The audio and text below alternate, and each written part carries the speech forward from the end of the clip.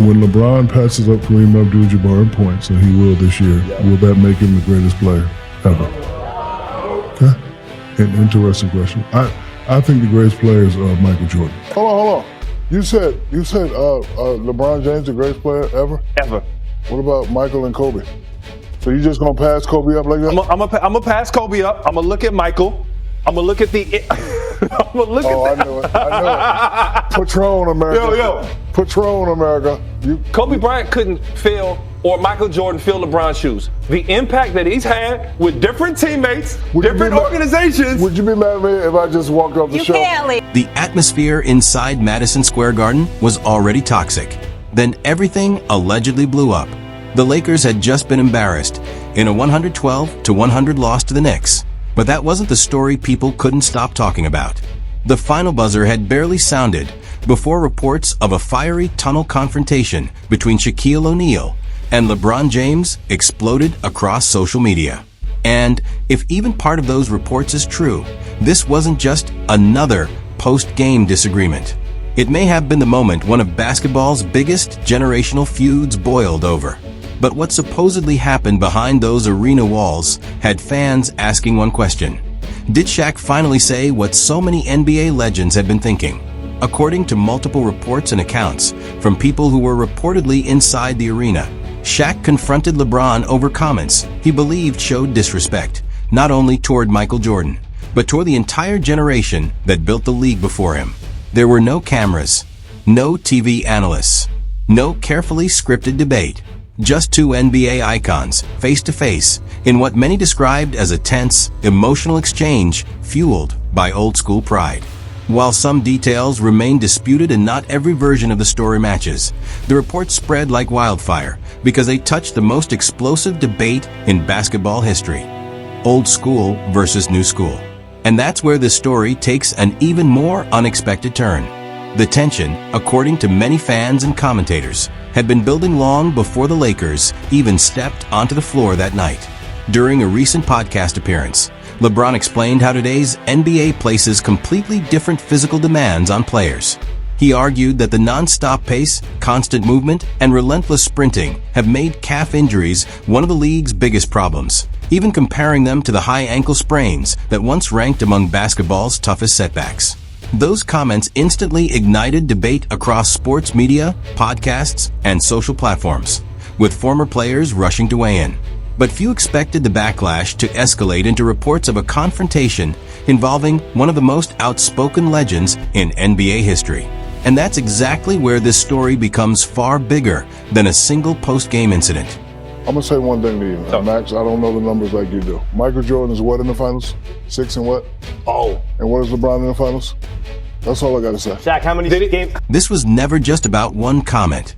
It was about history, legacy, and the never-ending battle between two generations of basketball. That's why emotions escalated so quickly. From Shaq's perspective, the issue wasn't podcasts or injury discussions.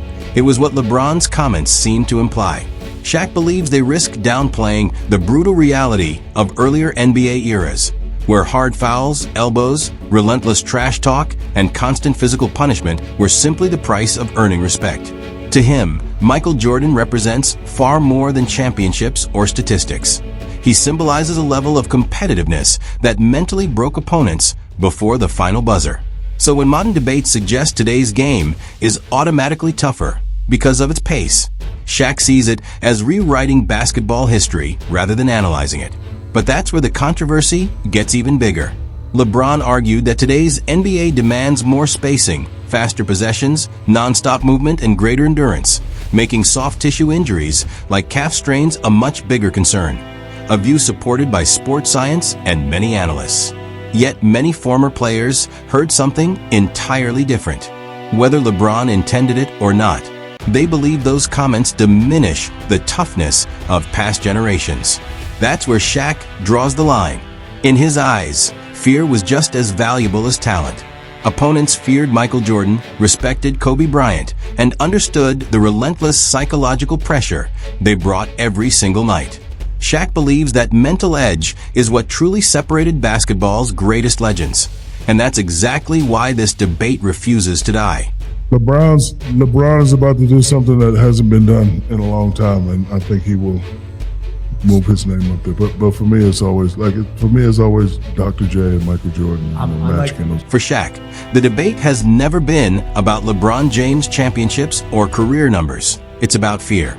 He argues LeBron never created the same intimidating presence that players like Michael Jordan or Kobe Bryant brought before the opening tip. That conversation has now spread far beyond podcasts, reaching locker rooms, sports shows, social media, and even neighborhood barbershops, where former players continue passing down stories about the opponents they dreaded facing. If the reported tunnel confrontation happened as many described, some believe it could become one of those legendary NBA moments remembered long after any press conference or viral post. Shaq also insists the comparison between eras ignores one major reality: the game itself. He points to an NBA where hand-checking, punishing fouls, and intimidation were accepted parts of winning, arguing that the constant physical punishment made long careers much harder to sustain.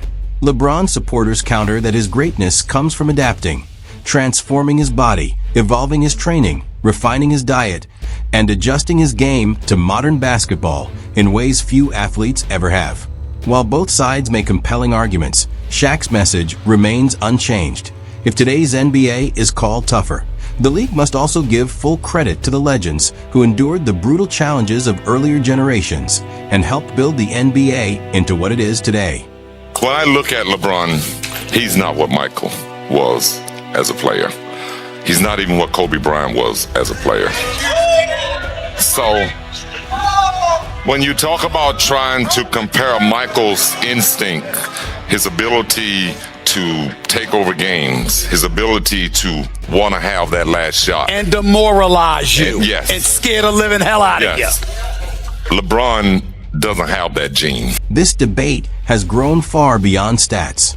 Younger fans often celebrate highlights, popularity, and social media influence, while former players measure greatness through competitiveness, intimidation, and respect. Shaq has repeatedly argued that branding should never outweigh what happens on the court. He acknowledges today's players train harder than ever, but insists the biggest difference is mindset. In his view, legends like Michael Jordan and Kobe Bryant carried a psychological edge that made opponents think, "Watch out for this guy. He'll wreck your soul." That's the standard Shaq believes truly separates the greatest players, shifting the conversation from numbers to presence, confidence, and fear. The argument has become another chapter in the NBA's endless old school versus new school battle. Some believe greatness is defined by peak dominance, unforgettable playoff moments, and intimidating opponents. Others argue it should include consistency, adaptability, longevity, and evolving with the game, qualities many point to in LeBron James' career. Because legacy lasts far longer than any season, supporters on both sides believe public perception will shape how this era is remembered.